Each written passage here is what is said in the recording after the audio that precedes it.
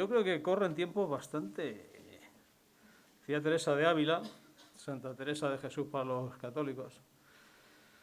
Él hablaba de su tiempo y decía, corren tiempos recios. Estamos viendo tiempos recios. Ya llevamos un par de añitos bastante movidetes, o más. Con la pandemia, la economía, la política. Y ahora, la guerra de Ucrania. Qué tremendo, ¿verdad? Y yo estaba pensando esta semana, Señor, ¿de qué hablo yo a los hermanos? ¿Qué podemos hablar? ¿Qué decir? Abro la Biblia y pongo el dedo ahí a ver dónde cae.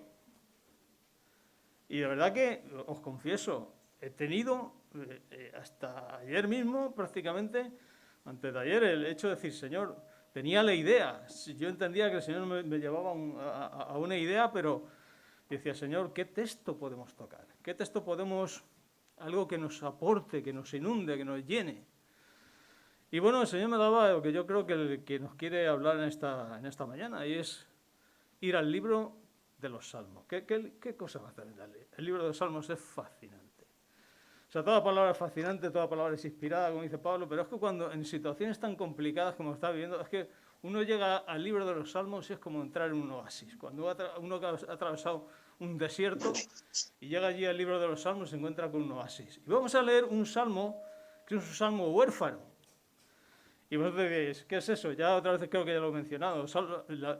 De los 150 salmos que tiene la Biblia, muchos está puesto que el autor es David, o el autor es Salomón, o Moisés, o Etán, en fin, varios autores, los hijos de Asaf.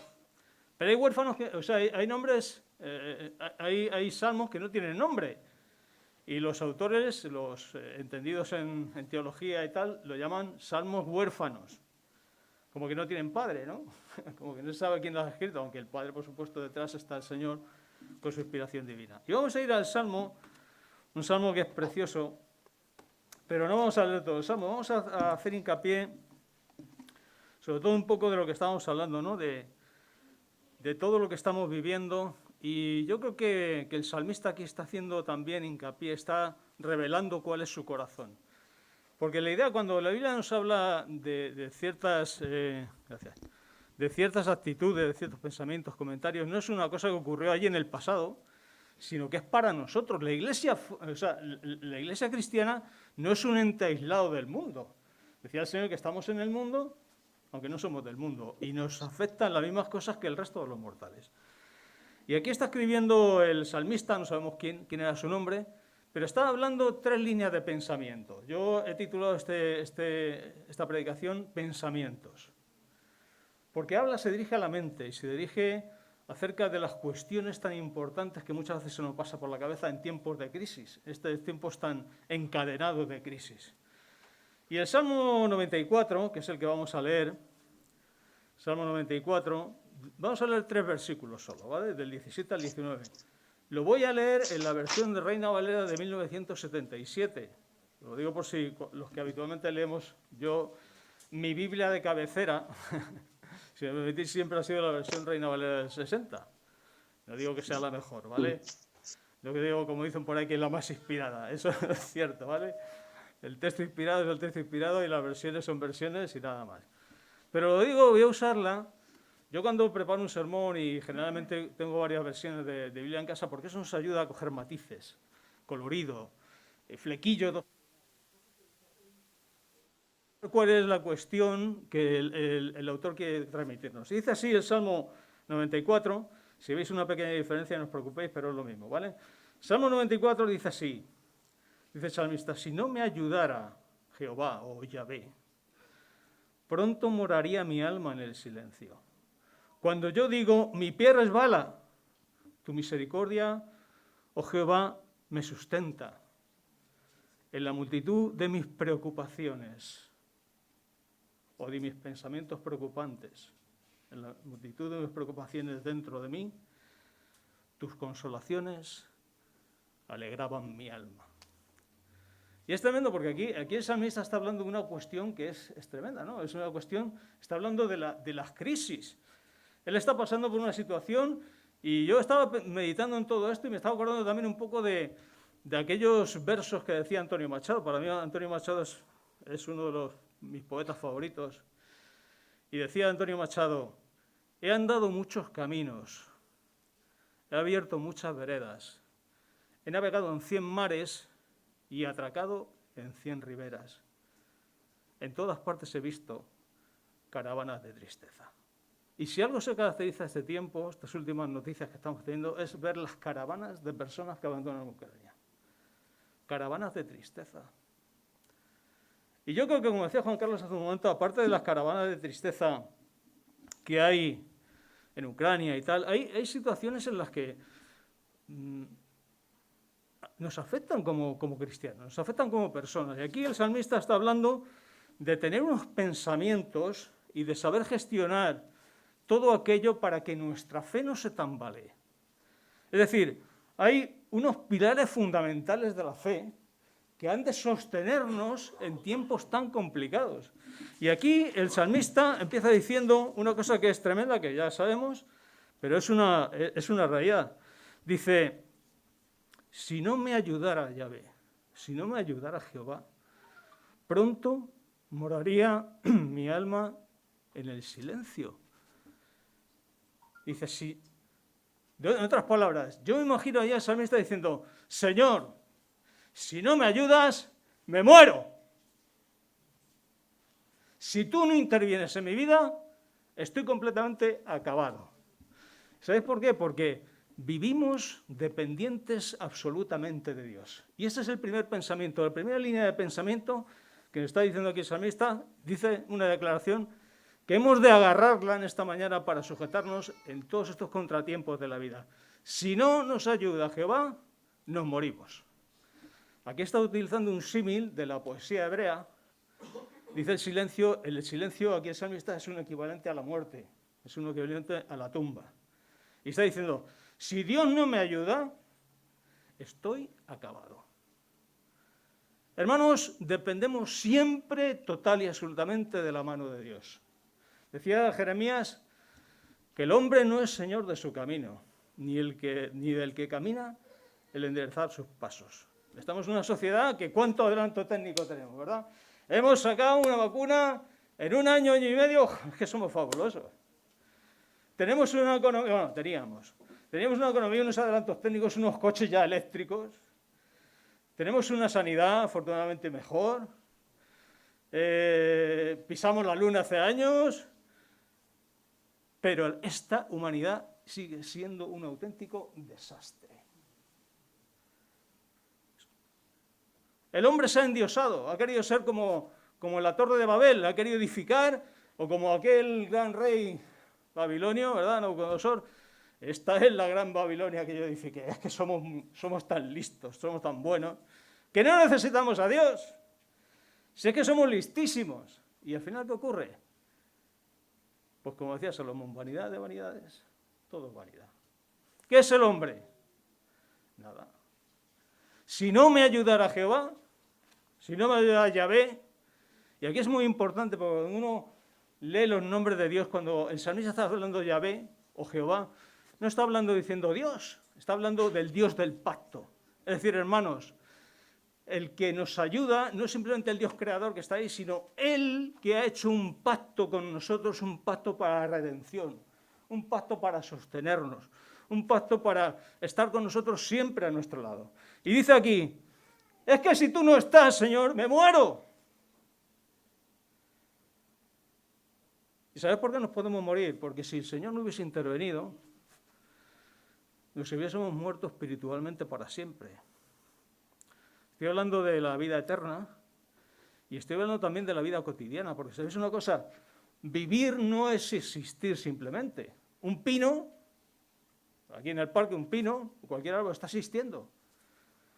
O un pájaro, o una mosca, existen.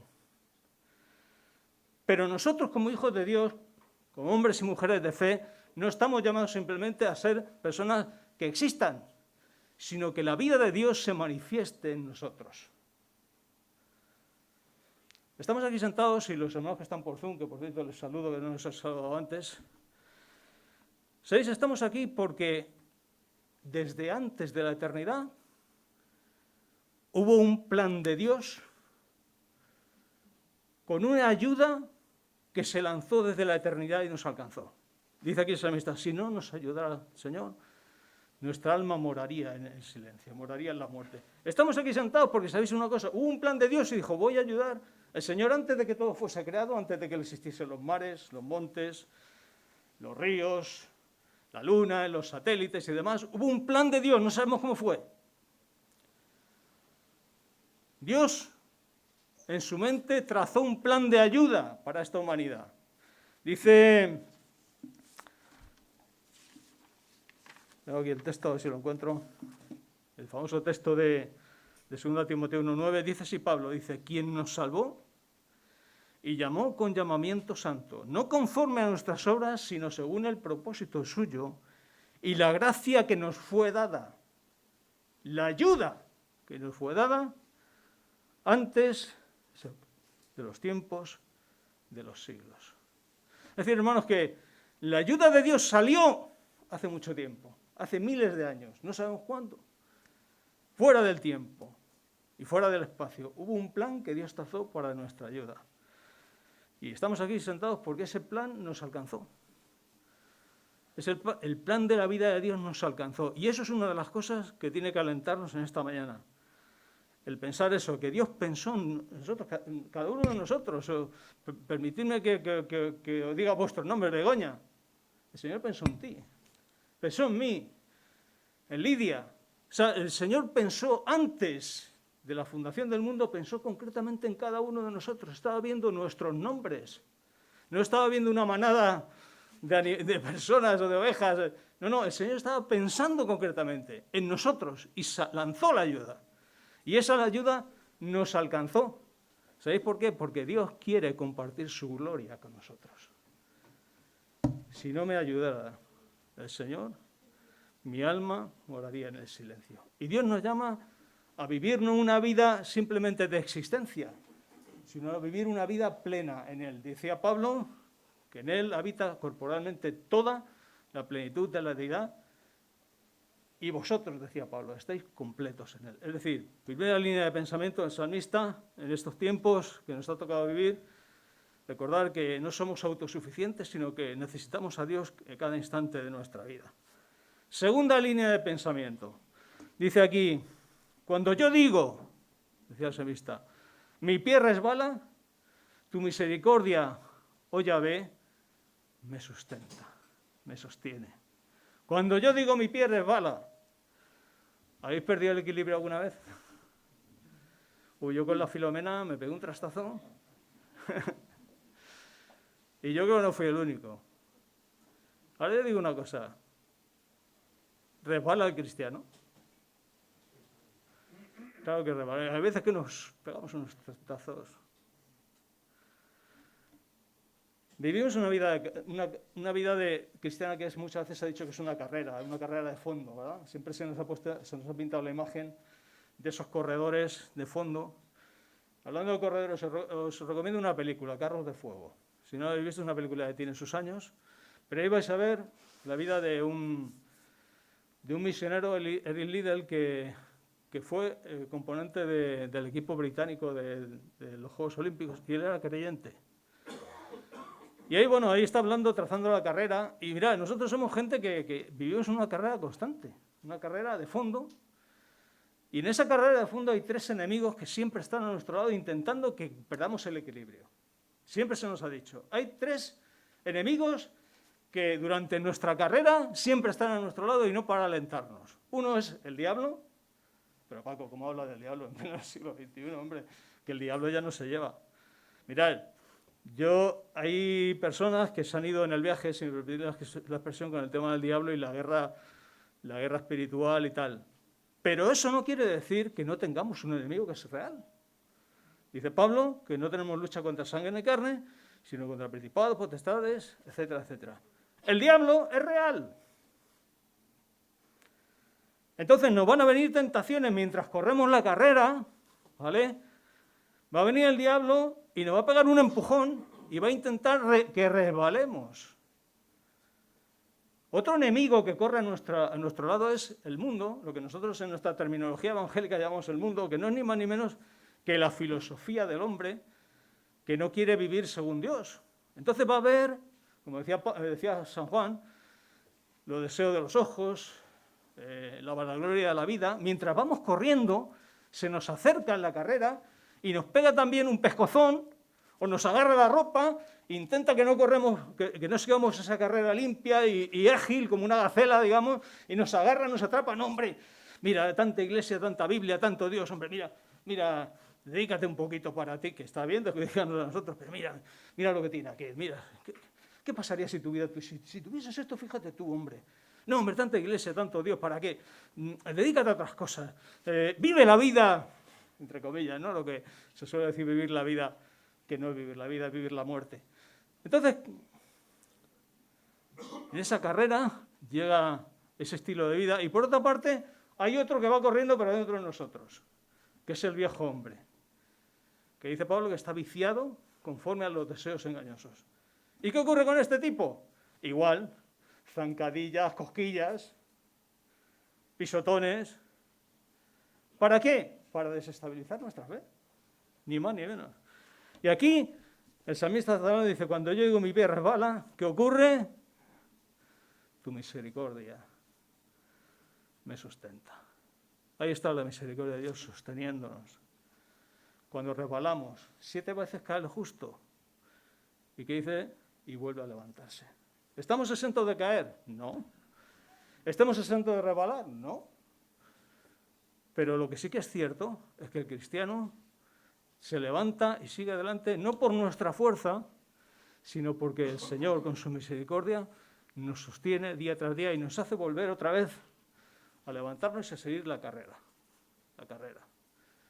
Hermanos, el desánimo va a venir, que es otro de los enemigos, y tantas cosas, pero hemos de mantener siempre esta estructura de pensamiento que es el que nos hace mantenernos firmes y constantes en la fe. Y por otra parte, ya termino, tal vez sea el pensamiento más significativo que aquí está trazando el salmista, y es tremendo, dice, en la multitud de mis preocupaciones. ¿Tenéis alguna preocupación? Si no tenéis alguna preocupación, es que sois algún marciano, exiliado de Marte. Todos tenemos preocupaciones, ¿o no? Yo me acuerdo cuando yo me convertí hace muchos años, que había hermanos que decían, no, si con el Señor no tenemos que preocuparnos de nada. No, con el Señor todos los días es feliz. Incluso había veces que a mí me daba vergüenza, porque yo decía, madre mía, ¿por qué dice al hermano que estoy triste? ¿Por qué? Aquí el salmista lo dice claramente, dice, en la multitud de preocupaciones. Y el salmista dice, Señor, tengo multitud de preocupaciones. Y yo digo una cosa, es que yo llevo unos días, os digo sinceramente, llevo un mes de marzo, que a mí esto de la guerra de Ucrania y otras cosas me dejó, sinceramente os lo digo, me dejó noqueado. Me dejó completamente noqueado. Pues un poco parecido a lo que ocurrió cuando se estalló la Primera Guerra Mundial en Europa, con ciertas ideas de teología liberal y demás, que aquello desbarató a muchos hermanos y tal. Y es que hay cosas que, ¡bum!, nos desbaratan, nos pegan. ¿Y ahora qué vamos a hacer? Y yo os digo sinceramente, yo estaba tratando con el Señor y decía, Señor, ¿qué está pasando aquí? Las preocupaciones, ¿qué preocupación? ¿Qué va a pasar ahora? Y el Señor, ¡pum!, me trajo al corazón una experiencia interna de esas veces que el Señor nos trae en tiempos de crisis. Son experiencias vivenciales de la fe, profundas. Y al igual que el salmista, en la multitud de mis pensamientos dentro de mí, tengo multitud de preocupaciones que están dentro de mí, pero tú me consuelas. Tal vez mis preocupaciones no se van a quitar del todo, pero el Señor nos alivia la preocupación, nos trae descanso, nos da aliento y nos hace que esos pensamientos, tal vez esas preocupaciones van a estar ahí, pero el Espíritu Santo va a efectuar una obra de consolación, que es su labor, y nos va a traer un sosiego y una calma que se escapa al razonamiento humano. El campo de batalla principal está aquí. ¿Sabéis una cosa? Hay un factor muy importante que muchas veces se nos pasa por alto. Cuando al Señor lo iban a llevar a la cruz, ¿os acordáis que es llevado ante Pilato? Y la guardia del pretorio, una guardia romana que estaba concretamente en la Torre Antonia, que la Torre Antonia era un edificio que estaba al lado del templo, y allí había una guarnición romana, ¿vale? Entonces, los soldados de la guarnición romana, una de las cosas que hacen es poner una corona de espinas al Señor. Pero digo una cosa, mirad, desde el punto de vista histórico, cuando al Señor los romanos le ponen una corona de espinas, la idea no era simplemente infligir un daño, hacer unos cortes por las espinas, herirle y que la sangre fluyera, ¿vale?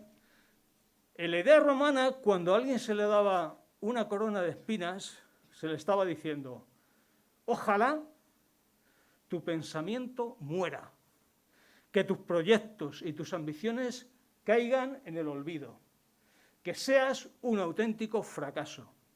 Porque había dos tipos de corona, la corona de laurel, que se daba a los atletas, a los músicos, a los poetas, ¿os acordáis? Una corona de laurel, a los deportistas, que es lo que dice Pablo hablando en la carrera en Corintios, todos los que corren, a la verdad corren, ellos pueden recibir una corona corruptible, decía Pablo, nosotros una incorruptible. Ahora bien, cuando se le da al Señor esa corona de espinas, los romanos están diciendo, tío, estás acabado, eres un fracaso. Toma la coronita de espinas y que tu proyecto se muera contigo.